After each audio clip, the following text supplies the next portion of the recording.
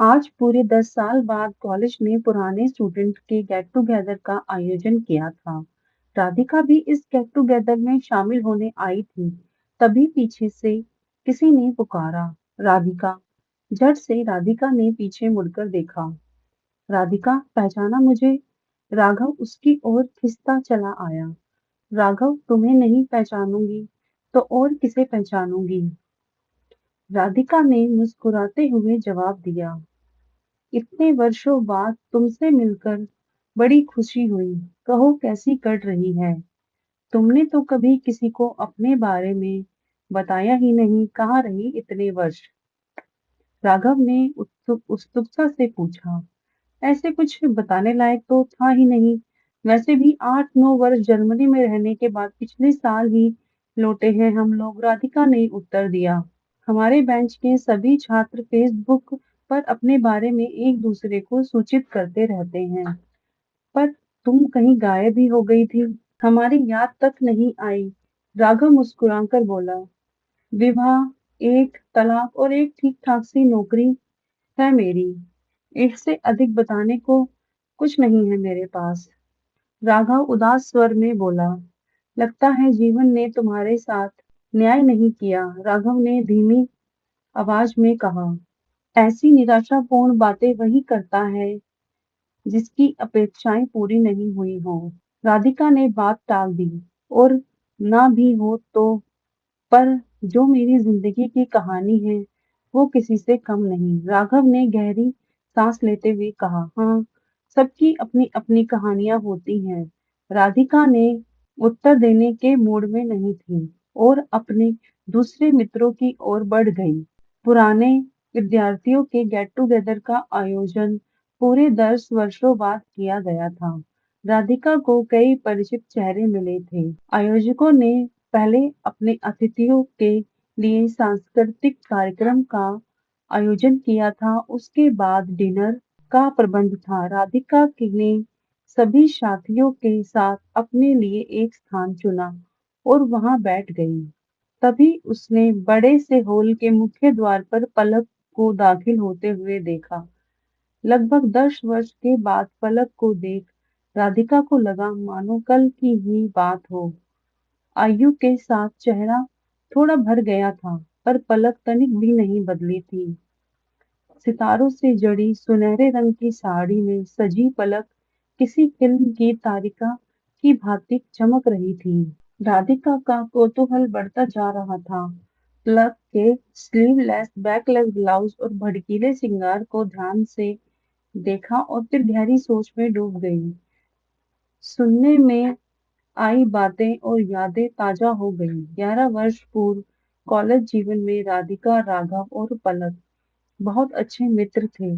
राधिका और पलक ने एक साथ बीएससी में प्रवेश लिया था और शीघ्र ही दूसरी एक दूसरे की सहेली बन गई थी। राघव को वे स्कूल से जानती थी। दोनों के पिता एक ही कार्यालय में कार्यरत थे। अत परिवारों में भी अच्छी घनिष्ठता थी। कब यह मित्रता प्रेम में बदल गई, राधिका को पता ही नहीं चला था। कॉलेज में राघव अक्सर राधिका से मिलने आता, पर महिला कॉलेज होने के कारण राघव को कॉलेज के अंदर आने की अनुमति नहीं मिलती थी। अत कॉलेज के गेट के पास खड़ा होकर राधिका की प्रतीक्षा करता रहता। राधिका और पलक एक साथ ही कॉलेज से बाहर निकलती थी। राघव पलक से भी हंसकर बोल लेता तो राधिका आज आग बबूला हो उठती। बड़े हंसकर बतिया रही थी। पलक के जाते ही राधिका उससे प्रश्नों की कतार लगा देती थी। कहीं जलने की गंध आ रही है। समय मानो पंख लगाकर उड़ रहा था। राधिका और पलक महिला कॉलेज से निकलकर विश्वविद्यालय पहुंची थी। यह जानकर राधिका के हर्ष की सीमा नहीं रही कि राघव भी उनके साथ ही एमएससी करेगा, पर यह प्रसन्नता क्षणिक ही साबित हुई। उसकी सहेली पलक और राघव करीब आने लगे थे। राधिका सब देख समझकर भी चुप रहती। राघव को रोकने का प्रयास किया, लड़ाई झगड़ा किया, पर कोई फायदा नहीं हुआ। पलक और राघव की चर्चाएं सारे विभाग में फैलने लगी। राधिका ने स्वयं को सबसे अलग करके अपनी पढ़ाई में ध्यान लगाने का निर्णय लिया। इसका लाभ भी मिला। वह अपनी कक्षा में सबसे आगे रही।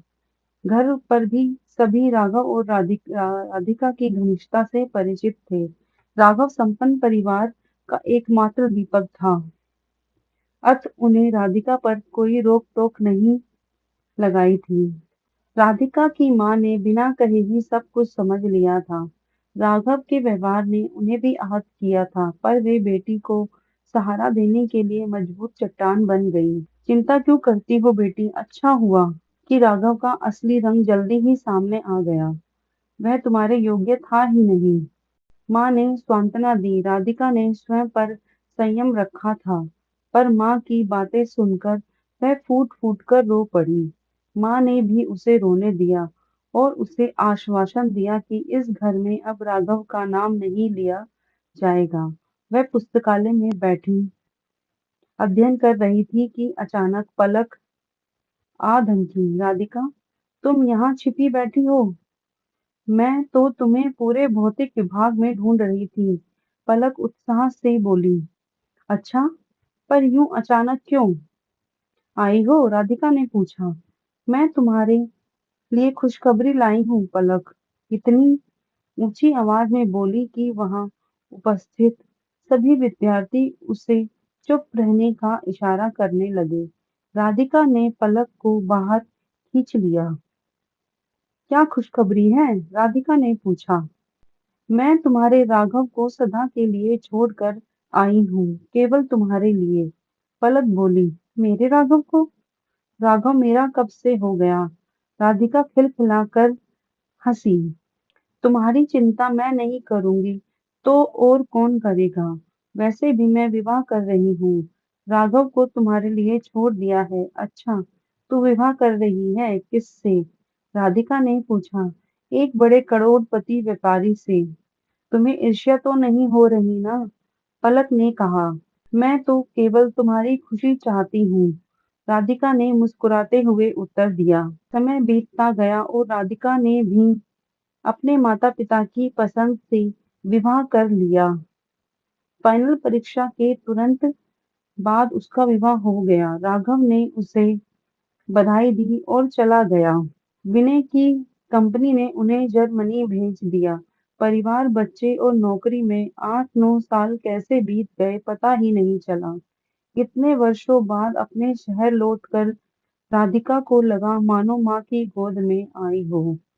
पलक को देखते ही राधिका की पुरानी यादें ताजा हो गई।